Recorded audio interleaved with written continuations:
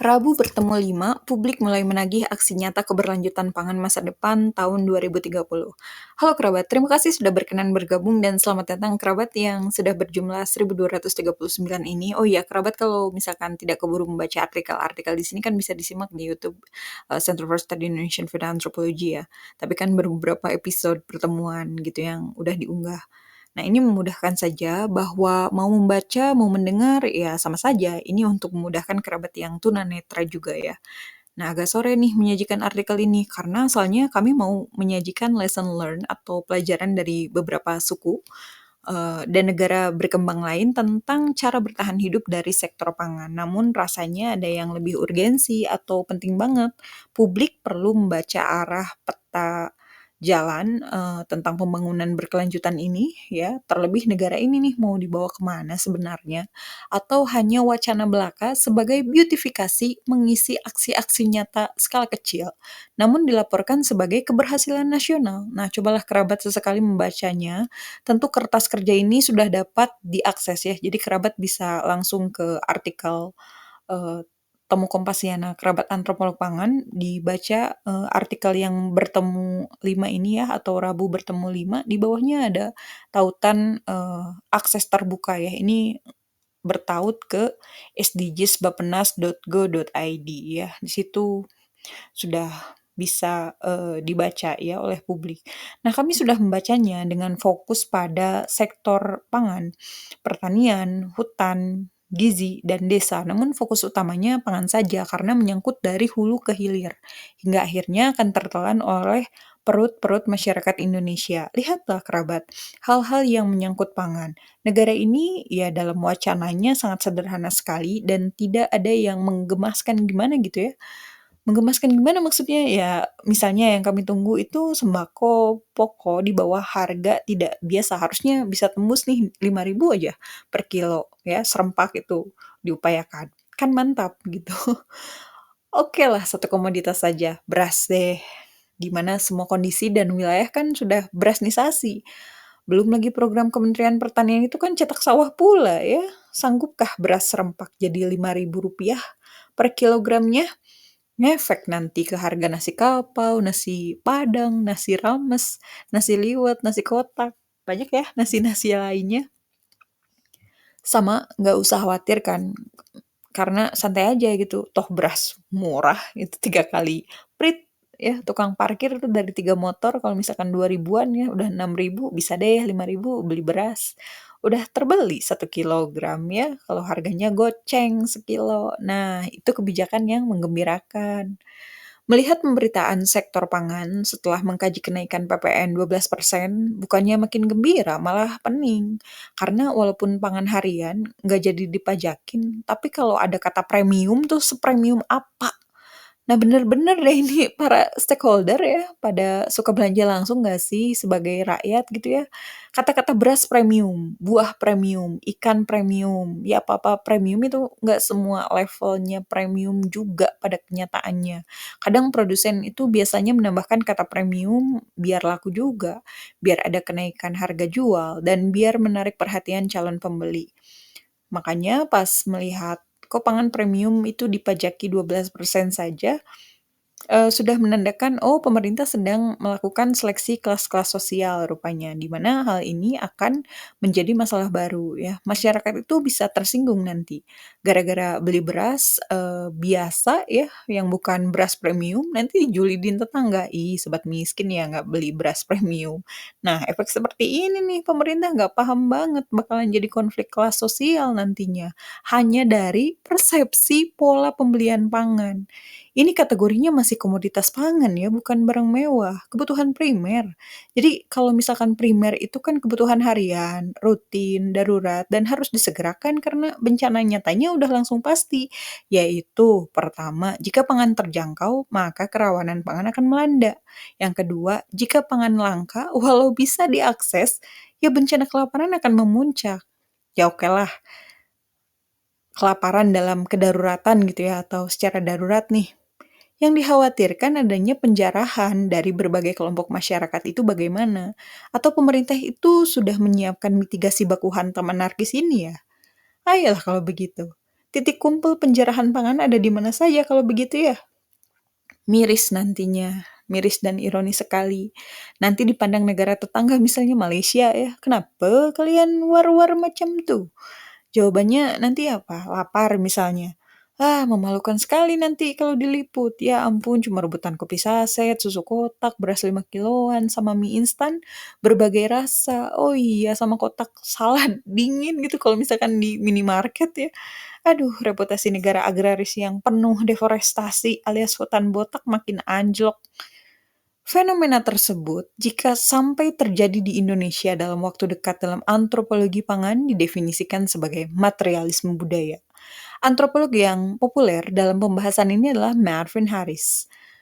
Kerabat bisa membacanya pada buku yang ditulis olehnya ya dengan judul Cultural Materialisms: The Struggle for a Science Culture.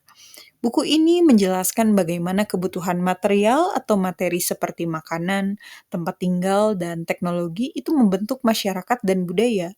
Sehingga jika bakulanya diganggu, masyarakat itu akan melawan, entah dengan reaksi seperti apa, karena yang diganggu isi piringnya. Ya, tentu. Hal ini juga terasa ketika kita lagi enak-enak nih makan bakso.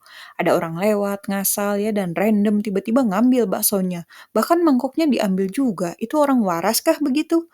Nah, pemerintah juga jika mengutak-ngatik kenikmatan materi yang diperjuangkan oleh masyarakat, ya lihat saja responnya. Coba kerabat membuka media sosial X ya, atau dulunya kan Twitter yaitu betapa tagar-tagar atau hashtag pajak mencekik, kemudian turunkan pajak ya atau PPN 12%. Ya banyaklah hashtag-hashtag itu ya. Ternyata menggema. Banyak akun-akun Gen Z itu protes. Makanan sekarang mahal banget. Pay later terus nggak bisa nutup utang. Makan saja ngutang dan bayar nanti. Iya kan, pay later itu bayar nanti. Apakah ada empati sedikit dari kondisi ini? Ada. Pemerintah kan udah bagi-bagi bantuan pangan. Heh, yang lapar tuh se-Indonesia, bukan yang nerima bansos aja, nggak semua. Ngemis kok masyarakat Indonesia itu. Minta sembako atau pangan atau makanan itu dibuat terjangkau. Ya baca lagi dong wacana dan rencananya kan jelas ya di lembar kerja ini. Keterjangkauan pangan. Ya berarti murahin kan? Malah dinaikin tuh, mending Kementerian Keuangan coba datengin Bappenas. Soalnya seperti tidak menelaah wacana ini. Disuruh terjangkau, malah semua naik tuh walau kacau nih. Nggak kolaborasi multi stakeholder berarti. Apa nggak di-invite ke grup WhatsApp gitu ya? Kok beda antara wacana, aksi, pemberitaan, dan pengumuman sedikit-sedikit gitu? Coba jangan ngalor ngidul gitu. Banyak digosipin netizen. Netizen itu sekarang kan ada usia anak-anak. Di mana mereka pasti ngebaca nih kelakuan orang tuanya atau keluarganya. Apa tidak malu gitu ya? Ketika integritasnya diobok-obok publik, harusnya sih malu dan mulai berbenah. Ini malah lanjut part 2 tuh, mending bikin serial drama aja terus dikomersialisasikan. Jadi deh aktor drama, nanti dapat penghasilan. Nah, penghasilan ngedrama ini bisa kali nutupin derita rakyat. Keren kalau gitu. Rangkap profesi atau jabatan kan udah biasa bukannya ya.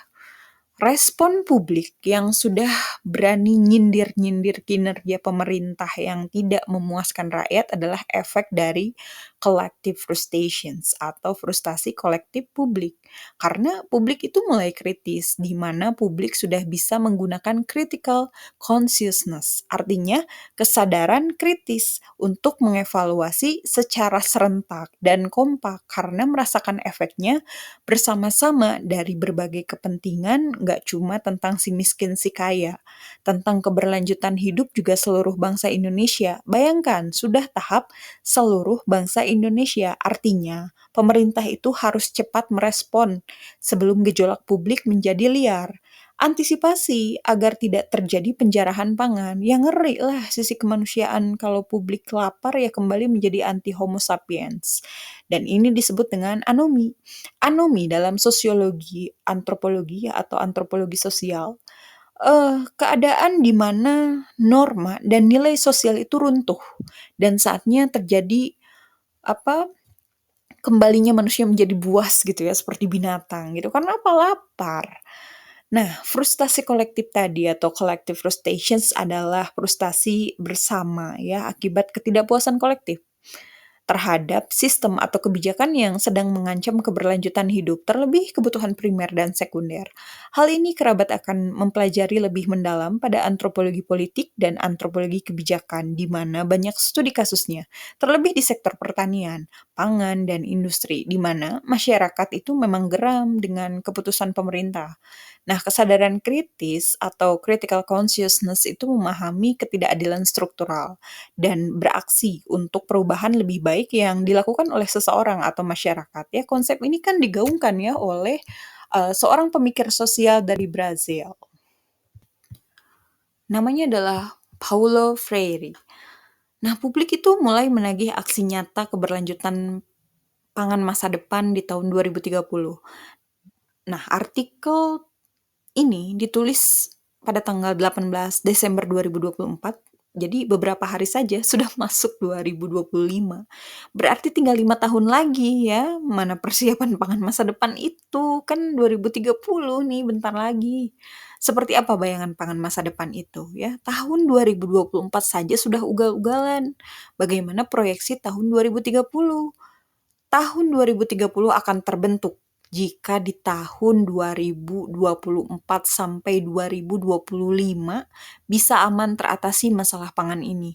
Sedangkan obrolan masyarakat itu kan secara jujur mengeluhkan kondisi. Pertama, petani itu mengeluhkan pupuk mahal. Yang kedua, peternak mengeluhkan kesejahteraan hewan. Yang ketiga, yang mau bertani mencari lahan yang tidak murah lagi sekarang. Sengketa lahan di mana-mana terjadi, penggusuran lahan juga, lahan bertani ya, bertaninya juga produktif, itu diganti tambang, diganti perumahan ya, dikonversi. Itu masih menjadi carut-marut yang tidak ada titik temu. Ya masa diarahkan terus hidroponik yang tidak teraliri air dengan baik, ya masa harus hidroponik juga? Atau misalkan pemerintah itu menghayal gitu ya, bercocok tanam aja deh di udara. Ya ampun, taksi terbang aja belum muncul sekarang ya di ibu kota baru. Kemudian, gizi pekerja tidak pernah diurusi negara. Coba deh tanya ya para ahli gizi atau nutrisionis di tingkat kementerian deh. Tanyakan ketika berkuliah tuh pada belajar gizi pekerja kan ya. Ada kan program negara itu. Program dan rencana negara membosankan sekali fokusnya dari zaman Indonesia merdeka kalau nggak balita, anak sekolah, ibu hamil, ibu menyusui, dan contoh-contoh kasus yang ekstrim macam obesitas satu anak. Ya, itu diliputnya bertubi-tubi itu dari pagi sampai seminggu kemudian. Itu pekerja yang menggerakkan perekonomian keluarga dan negara diperas sampai bunuh diri ya.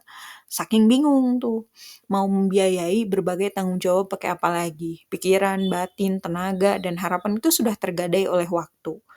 Gizi pekerja itu tidak pernah diurusi dengan serius. Ya pekerja itu banyak yang menopang berbagai kehidupan. Makanya sesekali pemerintah survei lapangan, bagaimana para pekerja itu menghemat, ya, ngirit, sampai menyiksa lambungnya yang penting kehidupan lain kenyang. Para pekerja juga sering pura-pura kuat, padahal regulasi, kebijakan, program pangan yang nyatanya zolim pada perut pekerja. Loh, memang pekerja mau makan siang juga atau mau makan bergizi? Transfer aja ke upah, nggak usah ribet ya. Alias naikkan upah pekerja secara layak. Dan upah itu kalau semuanya habis untuk kebutuhan primer, terlebih belanja pangan habis ya, berarti kan nggak layak. Ya mikir itu Kementerian Keuangan, Kementerian Perdagangan, dan Kementerian Sosial negara Zimbabwe. Kok negara Zimbabwe ya? Oh iya, Zimbabwe kan ekonominya lagi berkembang pesat ya, kerabat. Gitu, sumber daya manusianya tuh dimanjain lewat peningkatan skill dan rekonstruksi posisi kekuasaan. Jadi, di Zimbabwe mau memperlihatkan nih, bapak-bapak atau ibu-ibu korup jadul, minggir dulu. Coba yang kompetensi nih, bahwa perkembangan negara ini, ya, itu banyak sekali headline atau laporan bahwa ya ekonomi Zimbabwe lagi berkembang ya, gitu. Indonesia kapan aksi nyata yang udah nggak zaman, laporan palsu asal ibu bapak senang ya, itu feodal jadul ya. Kemudian permasalahan lain itu adalah banyak dibombardir produk impor. Nanti kalau ada netizen sambat, pemerintahnya bisa impor aja nggak sih? Gitu. Nanti baper ya pemerintah Indonesia ini. Pasti ada dong ya bagian dari pemerintah yang masih ajeg lah dan memikirkan negara ini. Nah, impor juga cukup problematik, soalnya semua barang dan komoditas itu hampir impor. Ya masa cuma jamur crispy aja diimpor, keripik, singkong, rasa balado harus impor tuh maksudnya ini udah tahap perdagangan bebas banget nih. Kebutuhan dapur juga kalau dicek satu-satu made in negara apa coba? Ya, nggak ada yang made in Kalimantan, Papua, Sumatera, atau apa gitu yang pabriknya di negara Indonesia untuk penyedia bahan baku ada kok. Kenapa jadi plot twist gini sih gitu. Kemudian ya, ini harus didengar banget nih, harus didalami oleh pemerintah. Ya Tuhan, saya WNI. Tuh sampai segitunya ya. Saya warga negara Indonesia tuh kayaknya sedih banget gitu. Coba ini didalami maknanya oleh para pengambil kebijakan yang masih belum bijak. Coba lepas atributmu dulu dan menyamar 30 hari jadi rakyat biasa agar bisa merasakan produk kebijakan. Ya, ternyata pedih ya, gitu. Harusnya kan ada rasa syukur gitu ya, menjadi warga negara. Tapi kalau publik udah patah hati gini, sampai-sampai menganggap bencana kehidupan ya jadi WNI. Segera berbenah deh seluruh kementerian, obati sakit hati publik sebelum sakit hati karena patah hati sosial hidup di negara Indonesia diwariskan ke generasi selanjutnya. Bisa trauma dan Indonesia bisa nyisa seluas Monas doang. Silakan kalian berkumpul maksudnya silakan kalian berkumpul di situ untuk meratapi masa depan pembangunan berkelanjutan yang tidak sesuai rencana yang mulia. Pemerintah mau nggak mau harus segera merespon cepat dengan partisipatif pada masyarakat yang sedang membangun cultural resilience atau resiliensi budaya. Coba sesekali kabulkan deh keinginan masyarakat. Misal ya, yang sekarang itu batalkan PPN 12%. Udah final tuh, nggak usah blunder lagi. Silakan lihat sumringahnya publik. Dikembalikan lagi tuh integritas pemerintah. Mau nggak? Kecuali kalau nggak mau nih, silahkan nanti ya penjarahan pangan gitu. Publik tuh bergejolak. Nah, ini masih terlihat nih pas baca lembar kerja ya atau publikasinya Bappenas yang mengarah ke sektor pangan. Masih diusahakan, masih direncanakan, masih ditingkatkan, diharapkan, disemogakan, didiamkan nggak nih atau jadi dilupakan?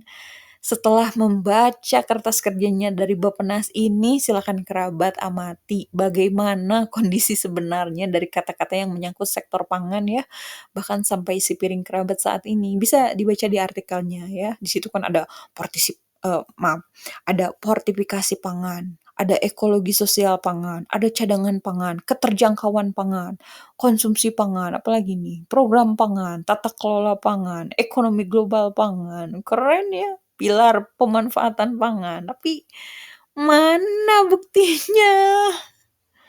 Ya, semoga kondisi kehidupan kerabat juga selalu dimudahkan dan diluaskan rezekinya ya. Kita bisa kuat kalau kompak. Mata kita menyimak para aktor yang ketak-ketok seenaknya, yang secara tidak langsung itu menentukan nasib kehidupan. Ya memang semua sudah ditakdirkan oleh Yang Maha Kuasa ya atau oleh Tuhan, tapi ada ikhtiar yang dihambat oleh keputusan penguasa.